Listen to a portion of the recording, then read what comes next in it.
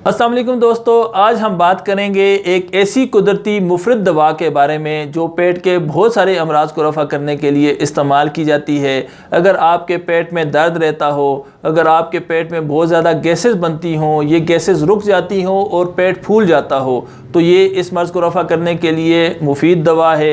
अगर आपके पेट में गैसेस रुक कर कराकरे मैदा का मर्ज़ लाहक हो जाए, जैसा कि अक्सर लोगों में पेट बोलना शुरू कर देता है, गुड़ गुड़ होनी शुरू हो जाती है, तो ये उस मर्ज़ को रफ़ा करने के लिए भी बेहतरीन कुदरती दवा है।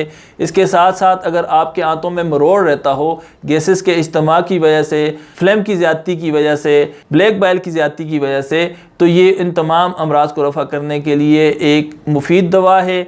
आज की वीडियो में हम इसके तमाम अफ़ाल ख़वास पर, इसके मिजाज पर, इसकी मिक़दार ख़ुराक पर, इसके तरीक़ा इस्तेमाल पर बात करेंगे और वीडियो के आखिर में आपको इसकी एक रेसिपी भी बताएंगे। वीडियो को आखिर तक देखिए ताकि आपको इसके तमाम अफ़ाल ख़वास के बारे में मुकम्मल आगाही मिल सके और आप इसकी रेसिपी भी जान सकें।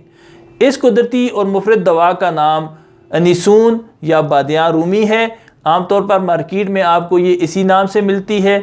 इंग्लिश ज़ुबान में इसे एनीस कहते हैं, पिम्पनिला एनीसम इसे लातीनी ज़ुबान में कहा जाता है, अरबी में इसे एनीसून और फ़ारसी में इसे बादियाँ रूमी कहा जाता है। एनीसून का पौधा छोटे कद का होता है जो कि धनिया के पौधे की तरह का होता है और इसी तरह के इसके ऊपर सफ़ेद फूल खिलते हैं। ये छत्तर की सूरत में खिलते हैं। इन फूलों के पक जाने की सूरत में जो इससे फल हासिल किया जाता है ये एनीसून होता है। आमतौर पर ये एनीसून के बीज इसे कहते हैं, लेकिन हकीकतन ये उसका फल होता है। ये एक खुशबूदार फल है जो कि दवाओं में बकसरत इस्तेमाल किया जाता है। इसके अलावा इससे एक रोगन हासिल किया जाता है जो कि दवाओं में बकसरत इस्तेमाल किया जाता है, जो कि जिस्म पर एंटी बैक्टीरियल और एंटी इन्फ्लामेटरी प्रॉपर्टीज़ मुरतब करता है, एंटी वायरल सिफात रखता है। तो इस पर हम तफसील से बात कर लेते हैं। अनीसून का मिजाज गर्म खुश्क होता है। ये तीसरे दर्जे में गर्म है और दूसरे दर्जा में खुश्क है। ये सर्द मिजाज के लोगों के लिए, बलगमी मिजाज के लोगों के लिए, सोदावी मिजाज के लोगों के लिए एक बेहतरीन कुदरती दवा है। अगर आपके जिस्म में ब्लैक बाइल की मिकदार बढ़ गई हो, फ्लेम की ज़्यादती हो गई हो, सर्दी का गलबा हो जिसके बायस आपके पेट में बहुत ज़्यादा गैसेस बनती हों, आपका पेट अक्सर फूला रहता हो, आपका हाजमा कमज़ोर हो चुका हो, आपके पेट में गैसेस के इज्तिमा की वजह से पेट में दर्द रहता हो, आंतों में ये रतूबात या गैस रुक जाने की वजह से मरोड़ पड़ता हो, तो ये इन तमाम अमराज को रफ़ा करने के लिए अनीसून एक बेहतरीन कुदरती दवा है। अनीसून एक मुकव्वी मैदा दवा है, हाजमा की क़ुव्वत को बढ़ाती है, भूख को बढ़ाती है, मैदा को तक़वियत पहुँचाकर दर्द मैदा को रफ़ा करती है, गैस की पैदाइश को कम करती है, गैस के पैदाइश के बाहिस अगर पेट फूलता हो तो इस फूलन को कम करती है, गैसेस का इखराज करती है और पेट को दोबारा अपनी नॉर्मल हालत पर ले आती है। आपका पेट गैस के इज्तिमा की वजह से गुड़ गुड़ करता हो, जिसे कराकरे मैदा कहते हैं, मैदा का बोलना कहते हैं, तो ये उस मर्ज़ को रफ़ा करने के लिए भी इस्तेमाल की जाती है। इसके साथ साथ अनीसून एक लतीफ़ दवा है, एक खुशबूदार दवा है, तो ये जल्द जिस्म में जज्ब होकर इन अमराज को रफ़ा करने के लिए मुफीद साबित होती है। इसके अलावा अनीसून मुद्दर बोल है, यानी डायरेटिक मेडिसन है, पेशाब की पैदाइश और इखराज को बढ़ाती है। इसके साथ साथ ये एक्सपेक्टोरेंट यानी मुनफ़्फ़िस बलगम दवा के तौर पर भी इस्तेमाल की जाती है। फेफड़ों की नालियों में अगर बलगम रुक गया हो, जम गया हो, तो ये उसको तहलील करके ख़ारिज कर देती है। उसके बायस अगर खांसी हो या सांस की तंगी हो तो ये उसको भी रफ़ा कर देती है। ऐसी ख़वातीन जिनमें हैज़ की कमी हो, हैज़ कम आता हो, तो ये हैज़ की मिकदार को बढ़ा देती है, हैज़ के इखराज को बढ़ा देती है, तो ये हैज़ के मर्ज़ को रफ़ा करने के लिए भी एक मुफीद दवा है। इसके साथ साथ ऐसी ख़वातीन जिनमें दूध की पैदाइश कम हो, बच्चों की नशो नुमा के लिए दूध पूरा ना होता हो, तो ये उन ख़वातीन के अंदर दूध की पैदाइश को बढ़ा देती है और उनके लिए भी ये मुफीद दवा है। इससे जो रोगन हासिल किया जाता है वो एंटी बैक्टीरियल है, एंटी इन्फ्लेमेटरी है, एंटी स्पाज़मोटिक है। ये अंदरूनी तौर पर और बैरूनी तौर पर खिलाने के लिए और बैरूनी तौर पर लगाने के लिए भी इस्तेमाल किया जाता है। आगे उस पर भी बात कर लेते हैं। इसके अलावा अनीसून अपने गर्म खुश्क मिजाज की वजह से सर्दी के बायस, बलगम के बायस या सुदा के बायस लाहक होने वाले जो मालखोलिया है, काबूस का मर्ज़ है या मिर्गी का मर्ज़ है, उसको रफ़ा करने के लिए भी इस्तेमाल की जाती है।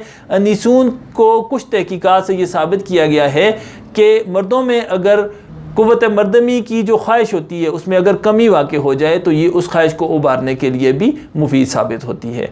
अनिसून से जो रोगन हासिल किया जाता है उसका एक मेन जुज़ ट्रांस एनीथोल नामी केमिकल होता है, जो कि इसका मेन कंस्टिट्यूएंट मेन जुज़ माना जाता है। ये जिस्म पर एंटी बैक्टीरियल असरात मुरतब करता है, एंटी इन्फ्लेमेटरी असरात मुरतब करता है, वायरल डिजीज़ के ख़िलाफ़ यानी वबाई अमराज के ख़िलाफ़ ये मुदाफ़ियत पैदा करता है। इसके साथ साथ ये मुनफ़्फ़िस बलगम और एक्सपेक्टोरेंट असरात जिस्म पर मुरतब करता है, फेफड़ों के लिए मुफीद है। फिर इसके अलावा ये ख़वातीन के लिए बहुत ज़्यादा मुफीद है, क्योंकि ये ख़वातीन में एस्ट्रोजन की पैदाइश को बढ़ा देता है, उसको इन्हांस करता है। इसके अलावा भी अनिसून में मुख्तलिफ केमिकल्स कंस्टिट्यूएंट्स पाए जाते हैं, जैसा कि कैफेक एसिड के डेरिवेटिव्स इसमें मौजूद होते हैं जो जिस्म पर दाफ़े सोजिश असरात मुरतब करते हैं। इसमें मुख्तलिफ फ्लेवोनाइड्स पाए जाते हैं जो कि एंटी ऑक्सीडेंट और एंटी इन्फ्लेमेटरी असरात मुरतब करते हैं, यानी खुलियात की बेहंगम टूट फूट को रोकते हैं और जिस्म से सोजिश को रफ़ा करने के लिए इस्तेमाल किए जाते हैं। फिर इसमें कुछ दीगर केमिकल्स भी पाए जाते हैं, लेकिन जिनकी अहमियत बहुत ज़्यादा थी वो मैंने आपके सामने बयान कर दिए हैं। यानी इससे जो रोगन हासिल किया जाता है, इसका जो ट्रांस एनीथोल नामी केमिकल है वो सबसे ज़्यादा इफ़ेक्टिव है। अब अनिसून को कितनी मिकदार में इस्तेमाल करना चाहिए, तो मर्ज़ की शिद्दत को मद्देनज़र रखते हुए आप अनिसून को 2 ग्राम से लेकर 5 ग्राम तक की मिकदार में इस्तेमाल कर सकते हैं।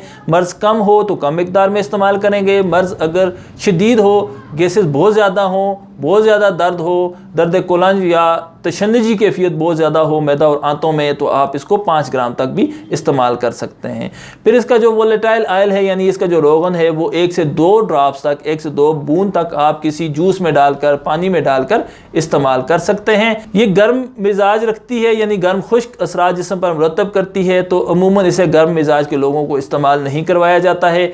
अगर जिस्म में कोई इसके मुज़िर असरात मुरतब हो जाएँ तो उनको ज़ायल करने के लिए आप लट्ठी का सफ़ूफ इस्तेमाल कर सकते हैं, सफ़ूफ इस्पगोल इस्तेमाल कर सकते हैं, इस्पगोल की बूसी इस्तेमाल कर सकते हैं, सकंजबीन वगैरह इस्तेमाल कर सकते हैं। आपको अगर अनिसून दस्तयाब ना हो तो इसके मुतबादल के तौर पर आप तुख्म सोया इस्तेमाल कर सकते हैं।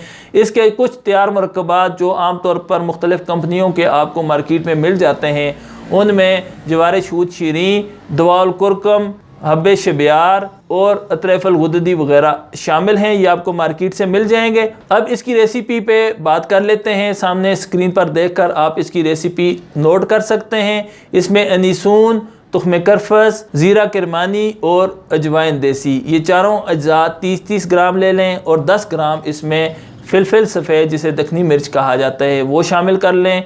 इन सब को बारीक पीस लें, सफ़ूफ तैयार कर लें। अब इस सफ़ूफ से 1-1 ग्राम सुबह, दोपहर, शाम आप पानी के साथ इस्तेमाल कर लें, या इसके 1-1 ग्राम वाले कैप्सूल भर लें जो आपको मार्केट में से मिल जाते हैं। ये 1-1 कैप्सूल सुबह, दोपहर, शाम आप पानी के साथ इस्तेमाल कर लें। तो इसके इस्तेमाल से आपके तिल्ली के जो अफ़ाल हैं, स्प्लीन एक्शंस जो हैं वो इन्हांस होते हैं, उनमें बेहतरी आती है और तिल्ली में अगर कोई नुक्स वाक़ हो गया हो तो वो रफ़ा हो जाता है। इसके अलावा ये मैदा के जुमला अमराज को रफ़ा करने के लिए एक बेहतरीन मरकब है, एक बेहतरीन सफ़ूफ है। इसके इस्तेमाल से दर्द मैदा रफ़ा हो जाएगा, मैदा के कोलंज में कमी वाक़ होगी, मैदा में गैसेस की पैदाइश में कमी वाक़ हो जाएगी, मैदा के कराकर यानी मैदा के बोलने में कमी वाक़ होगी, और इसके अलावा ये मैदा के फूलने को कम करने के लिए भी एक मुफीद मरकब है। जी तो दोस्तों, आज की इस वीडियो में हमने अनिसून के मुकम्मल अफ़ाल आप तक पहुंचाने की कोशिश की। मुझे उम्मीद है आपको ये वीडियो अच्छी लगी होगी। अगर आपको ये वीडियो अच्छी लगी हो तो अपने दोस्तों तक इसे ज़रूर शेयर कीजिएगा। अपने मुफीद और कीमती आराव तजावीज़ से हमें कमेंट्स के ज़रिए आगाह फरमाइएगा। हमारे चैनल को सब्सक्राइब करना ना भूलिए ताकि आइंदा आने वाले वीडियोज़ भी आपको बर वक्त मिलते रहें। अस्सलामु अलैकुम, आपका दोस्त हकीम एजाज़ अज़ीमी।